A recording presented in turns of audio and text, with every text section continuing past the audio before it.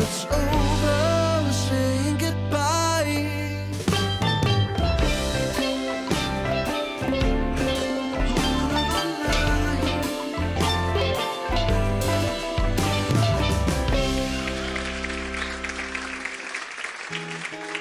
Venía corriendo de un pasado gris, cielo sin matiz,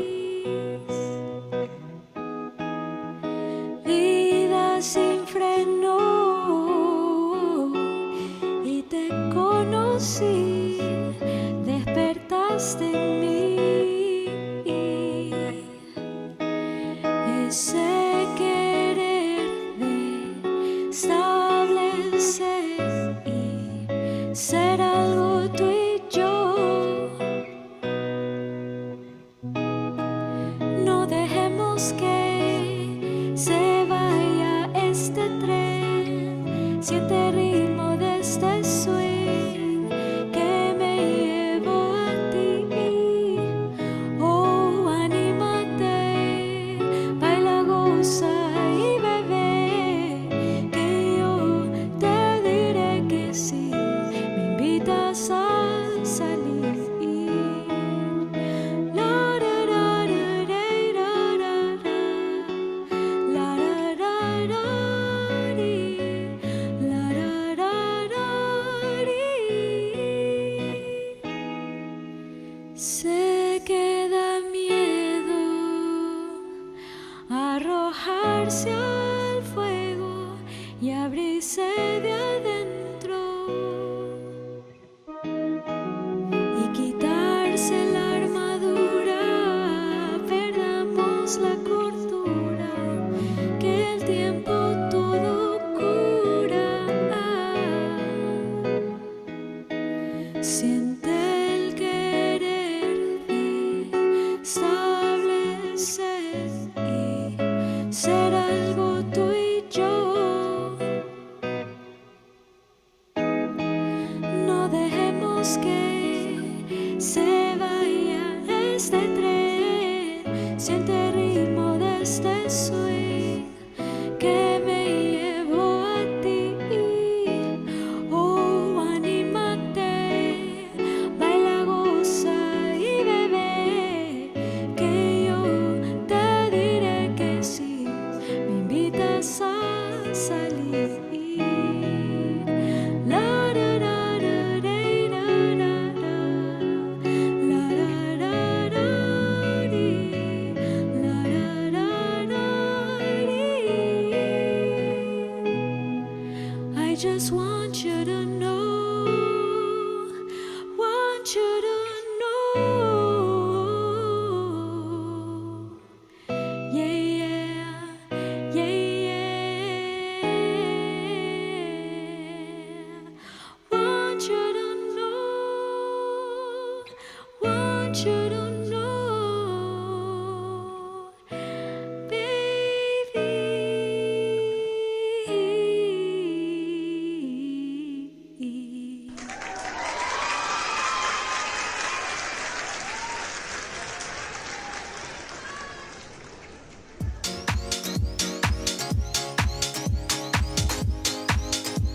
Hello, welcome to the Late Light Show. I'm Arturo de las Fuentes, and today I have a very special guest with me in the studio.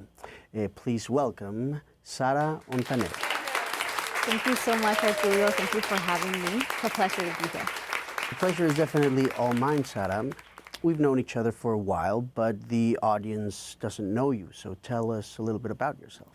So I'm a singer-songwriter and producer based in New York City. I am Ecuadorian via Miami. I lived there many years. And yeah, I've been here for 9 years. I really love the music world. I love songwriting, not only in my own artist project, but also for other artists. I also produce for other artists as well. And so, yeah, I'm just having a blast with music. Nice. So you're from Ecuador. I've never been to Ecuador. Tell us a little bit about your country. Ecuador is such a beautiful place because there's mountains, there's sea, there's beaches, there's different cultures within the country. There's indigenous culture that is thriving. There's also, more city culture, and you can experience that because it's not that big. So it's just an amazing place. There's great artists. Right now there's like an independent artist scene that is booming there. So I'm just happy to, still connect with those roots. That's really nice, and I hope I go to Ecuador soon because my brother's wife is, hello to my brother and to his wife Alejandra Argudo. She's from Ecuador, and so like my new nephew is also from Ecuador. So I guess I need to go to Ecuador soon. You need to go. You need to go. So you say you like working with other artists. What other types of artists have you worked with? Who have you worked with? So as an artist, I have released music with a singer called Mirela Chesa. She is like the mother of Andean pop, very well-known figure in Ecuador. So we wrote a song during the pandemic, which we released in 2021. In that sense, collaborating with other artists. But then, for example, I have also worked with, right now I'm working with a client called Alexis Somoza. He's from Mexico. He's just starting out. I mean, he has another like band, I would say he has, but as a solo artist, so I'm producing tracks for him. And then some other artists and bands have had me, do some top line in their music. So I'm happy to do that as well. And in your personal project, do you have any latest releases? Tell us about your project. Yes. So my recent single, which came out in the fall of 2024, is called Mediodía. And it's a song very dear to me because it's a song about this new age that we live in, that we are constantly on social media and we compare ourselves to people. And so it's kind of like learning to really value your own process and your own progress and really appreciate your own journey. And I feel like I was getting a little bit of that, like I was seeing like, oh, like so-and-so has a Grammy already or is doing this, and like sometimes you feel bad and you doubt yourself and you're like, am I really on the right path? Is this, really meant for me? And so just saying goodbye to those limiting beliefs, I would say. Yeah. And learning to focus on yourself and what you want to do and trusting your process. What would you say is different from your project to all of the other projects that exist in the world right now? It's hard to say. I just, like, really it comes down to me, in my project. Like, I release the music I want to make with the sounds I want to make. Like, right now I'm experimenting, with more 80s sounding synth pop music, and I really enjoy that. I enjoy the sound design process behind that. So I'm just gonna go for it. And then I also like to write music with, like, messages and stuff, like, and I think there should be music for anything. Like, there's people that write music for the club, and that's great, that's amazing. I probably write more for introspection. So I would say that. I don't know if it's different from like what everyone else does, but it's very unique to me. So lyrically, what would you say, like obviously you talk about different things, but what would you say like the main theme in general of your project would be? I do write about love and like falling out of love. So there's definitely that. I also write, a lot about introspection and like believing in yourself and finding strength. And then I have a lot of songs that are female empowerment too. So I feel like those three themes are very reoccurring in my music.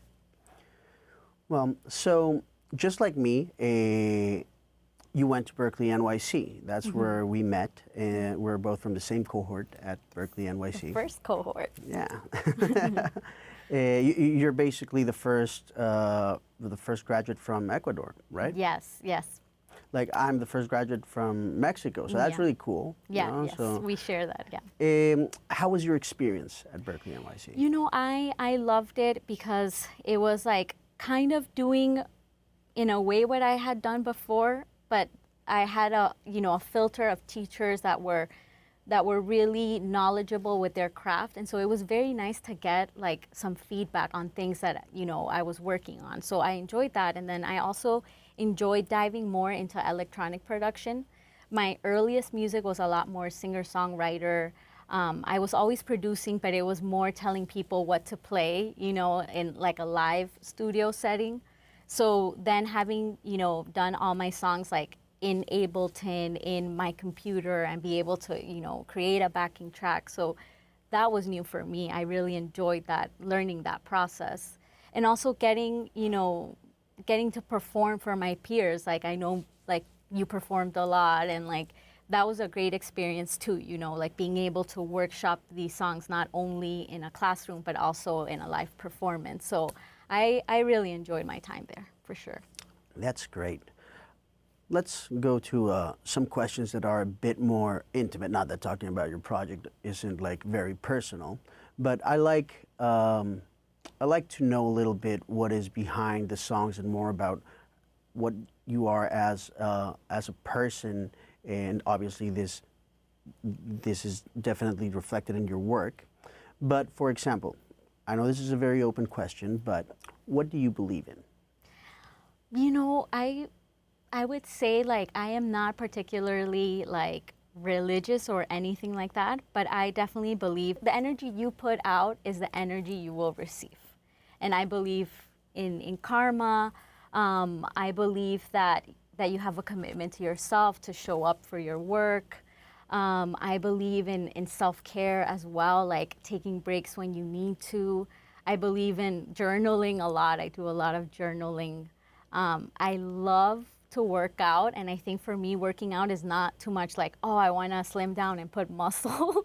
It's more like, it's like 30 minutes for myself that I can just focus on that, and like my brain breathes, and then I can just kind of shut down certain worries and just feel really good afterwards. Like I think basic things like that, like I feel like are what like motivates me to continue, on this journey. Cool. You mentioned journaling. We were joking right now before we started filming about this is my agenda, and it has asterisk on the agenda.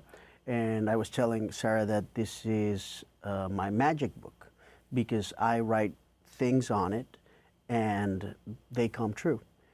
So I mean 90% of the time it works. So on that note, do you believe in magic?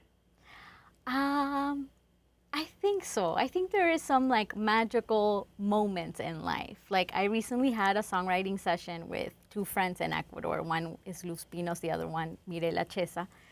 And we wrote a whole song in 2 hours.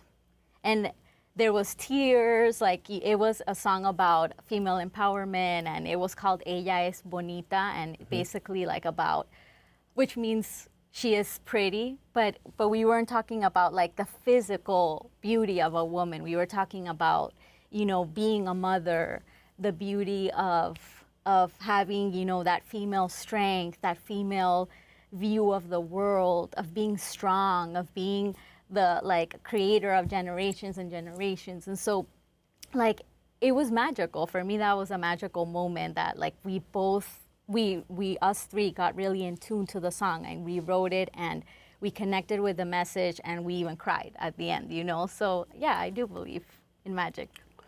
Talking about magical moments, I know that you just told us about a magical moment in your life, but if you had to pick another moment in your life where you felt it was a magical moment, what moment would you pick? I also think falling in love too. Like meeting my husband and like getting married, that was magical. And I think the way that we met was magical. So we both went to Berkeley, Boston, and we were friends there for a while. And then like we were just friends, but we knew we wanted to move to New York. And so then like after a while, like we reconnected, we started dating, and then things just fell into place, and now we're here. So yeah, I think like life surprises you, and there's magic in those moments as well. Did you always know you wanted to be an artist? I didn't know. I think it was kind of accidentally because so after college, I just felt the urge to write songs, and I would just put them in SoundCloud, and then I started playing in the Starbucks in Harvard Square, in Cambridge. And so I started doing these small gigs and just really testing out these like acoustic songs that I was writing. I made them into an EP, and like 2 years later, I'm playing that EP in South by Southwest, and it just kind of like kind of snowballed, you know. Cool. Yeah. If you had the opportunity to play any gig in the world, where would you play? That is, I mean, there's so many places. I love watching like the Grammy shows. That would be amazing. But I don't know, just maybe opening for an artist I really like. Just so many stages, I would say. Tell us, what does Sara Ontaneda like? Like, what artists do you like? You know, I grew up listening to a lot of Natalia Lafourcade. Actually, Nice. a lot of like Mexican songwriters, like Julieta Venegas, Nice. Jimena Sariñana, and then also my family has always been very musical, so they like jazz, they like bossa nova, they liked progressive rock. I had, when I was 10 years old, my favorite band was Aerosmith. So I love like, Aerosmith. yeah, love. So yeah, so just everything I would say, but yeah. Okay, I'm going to give you a question that is a little bit more difficult. If you had 3 minutes and a half to live, what song would you listen to? Oh, that is so difficult. Oh my gosh, I don't even know. Like, let's imagine right now, because I mean, death can come for us at any moment, no, but like, let's just say this is the moment, no? Death came for you, and you have to decide right now. Like, I understand, like, it might change tomorrow, or if you think about it, but if it was right now, what would start playing? You know, there was this band that my mom would play for us when we were little called Bread. And they're like a very old band, I think from the 60s. And there's a song called Baby, I'ma Want You. I think it would be that song. Nice. Yeah. Cool. I don't think I've ever heard it, so I would like to listen to it. Yeah. Cool. I recommend it. Nice. Okay. One more question. This one, I wouldn't say it's difficult, but it's pretty much several questions in one. So if we had a magic lamp with us and you were granted 3 wishes, what would they be? I would say, ooh, this is difficult. 3 wishes. Maybe I would say like steady opportunities, but that's kind of very broad. But the reason being, like, you know, I'm mostly a freelancer. So I would say, like, sometimes being a freelancer, you do have to kind of look for work or like find opportunities, and sometimes like it could be stressful, right? So I would say like incoming opportunities that I really want to be a part of. Then what else? I would say good health. Good health is important. And I don't know, like happiness for my family members, like seeing them happy and not struggling in anything. So something like that. Cool. If you could travel in time anywhere, at any time, obviously, where would you go? In time, I would love like the 40s and 50s because I really like jazz, and I know it's when like New York was getting all the clubs and like all the artists were coming here to perform, and there was like this underground scene. I would have loved to be a part of that, you know, so Cool. I think that's cool, yeah. If you had the possibility to be born again, what would you change from your current life? Possibility to be. Like, let's just say, for example, would you have decided to be born in the same place you did? You know, like. You know, I don't know. I don't know if I would change anything because I think like sometimes I do think that I'm like where I'm supposed to be, you know? And I don't know if, like, I've had my hardships and stuff, but I feel like those things like shape you. So I wouldn't skip them. Yeah. Cool. On that note, what do you think about how, depending where you are born, the opportunities you start with might shift or change? How do you think about that? I 100% think about that because, okay, so for example, in my case, I lived in Miami many years and I was actually born there. And so just for my peers, I can see like that has helped me not have to worry about, you know, like getting an artist visa or figuring out ways to, you know, stay in the US if that's what I want to do. So in that sense, like, you know, I've definitely been privileged to do that. And then also when I compare to like my friends in Ecuador and like friends that grew up in the States their whole lives, like here, like public schools have theater programs. Some of them have like really good music school programs. Like in Ecuador, like music education is very hard to come by, especially like in a free setting. So I definitely think that it does influence, you know, in many things, and maybe not only in the musical aspect, but also like financial aspect, like people that are born in like, I don't know, like countries like Venezuela that are having a very hard time and there's, you know, hunger there. So yeah, I definitely think it does influence what you can do where you are and where you're born, for sure. Nice. What's next for your artist project? Like what's coming up in the next months? Right now I'm working on new music, and so my plan is to do an album. And so I've already released 4 singles. I'm hoping to trickle release like maybe 5 more and have like a 9-song album. So I'm working on a song right now for that. And then in July 5th, I'm going to be playing at Drome. That's a concert that I have already scheduled. And then I'm working on scheduling more concerts in between. So yeah, that's what is coming up next for me. That's great.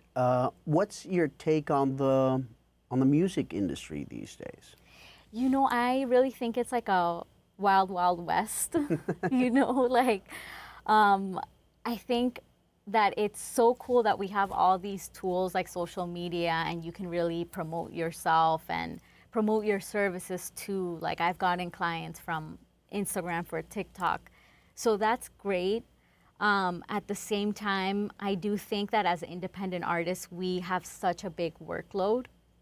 Like you're not only writing and producing and recording yourself and doing, you know, all the stuff, but then you're also worried about like your image. A lot of us are like self-styling, you know, that, and then you have to be on TikTok and Instagram and constantly post, because then the algorithm doesn't like you anymore, and then you have to post on Spotify too, and then like all these things. The right? algorithm gets jealous. Yeah, exactly.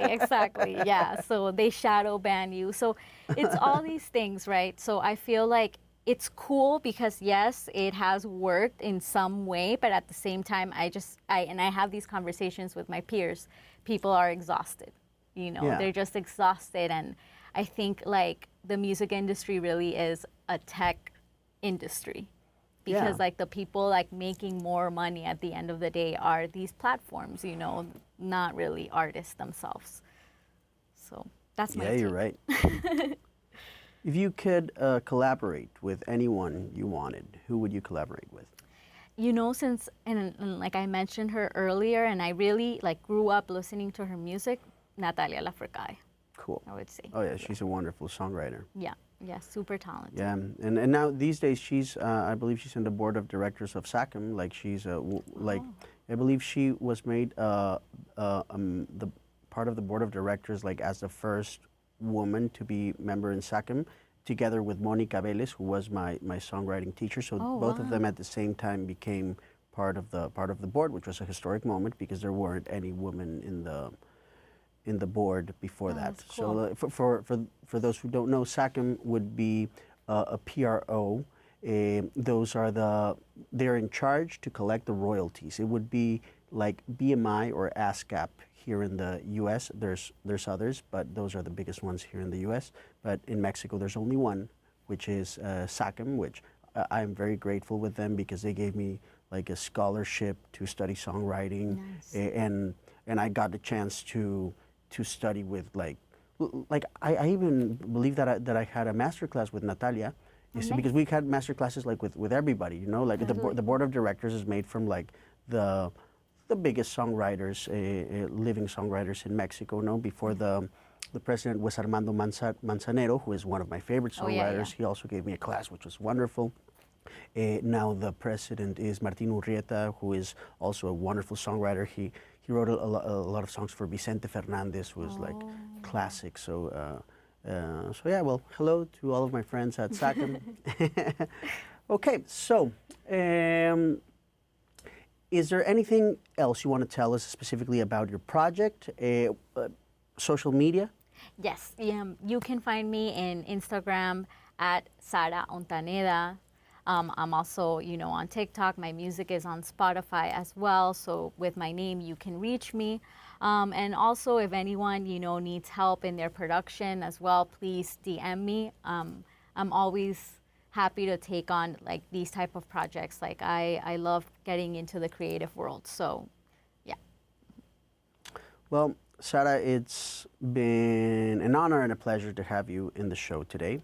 Thank you so much, Arturo. The honor is mine. Yeah, everybody go and check out her music. Follow her on social media.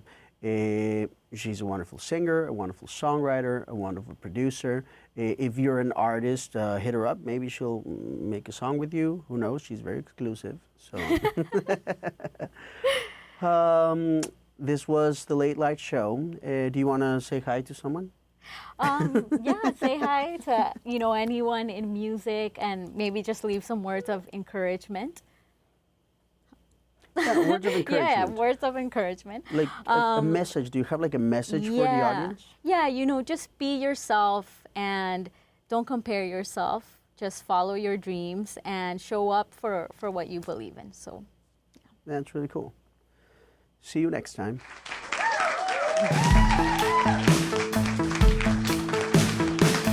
Siendo un Sagitario, a veces no me sé controlar. De tu ventana te observo a diario, déjame entrar. Ya estoy bastante cansado, que en mis sueños nada sea real.